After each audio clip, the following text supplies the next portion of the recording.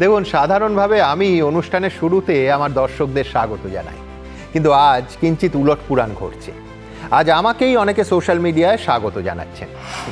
দেখুন, আমি কোনোদিনই সেই পুরনো অনেক কাল আগে হারিয়ে যাওয়া অর্কুট বলুন বা এখনকার এই ফেসবুকের ধারে পাশেও আসিনি।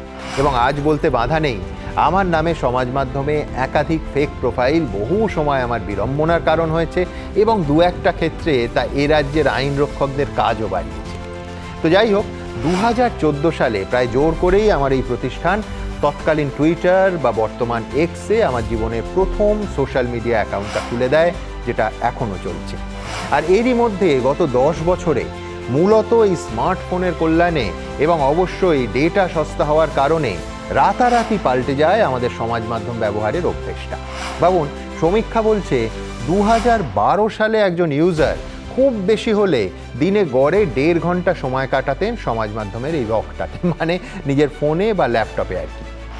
এক যুগের মধ্যে এই সময়টা প্রায় দ্বিগুণ হয়ে গেছে। শুধু তাই নয়, সারা বছর একজন ইউজার যতটা নিউজ ফিড স্ক্রোল করেছেন তা ভার্টিক্যালি মাপলে সেটা হবে 1,10,000 ফিট। ভুল শোনেননি, অর্থাৎ প্রায় 4 মাউন্ট এভারেস্টের সমান। তবে এই যে এক্সের পাশাপাশি একই সঙ্গে আমি ইউটিউব, ইনস্টাগ্রাম, থ্রেডস আর ফেসবুকে অ্যাকাউন্ট খুললাম, এর উদ্দেশ্য কিন্তু এভারেস্ট ডিমোনো নয়। স্রেফ প্রতিদিনকার খবর আর তার বিশ্লেষণের পাশাপাশি এমন বহু বিষয় নিজে জানা এবং আপনাদের সঙ্গে বসে চর্চা করার চেষ্টা করা, যা হয়তো সাধারণভাবে আমাদের ক্ষমতাশালী দাদা দিদিদের রাজনৈতিক চিৎকারের মধ্যে রোজ চাপা পড়ে যায়। দেখুন, বিষয়বস্তু নিয়ে পরিকল্পনা প্রচুর, বেশিরভাগটা সারপ্রাইজই থাক। আপাতত গত শতাব্দীর 9-এর দশকে আমাদের ছোটবেলায় ফিরে যাওয়ার একটা চেষ্টা থাকবে।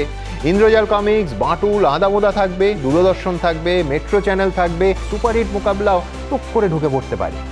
তবে এসব নস্টালজিয়ার পাশাপাশি রাজনীতি, ক্রাইম, ভীষণ জরুরি, স্বাস্থ্য, এক জার্নালিস্টের জার্নাল, এছাড়া ছবি আঁকা, পুরনো বই, প্রচুর খাওয়া দাওয়া, দেদার আড্ডা, ফটোগ্রাফি, ট্রাভেলগ, ব্লগ, ভডকাস্ট বা ভিডিও পডকাস্ট, সত্যজিৎ রায়, শতবর্ষে উত্তম কুমার, এমনকি এখন যাকে বলে ওই মাইক্রো ড্রামা, শর্ট ভিডিও, পরিকল্পনা প্রচুর।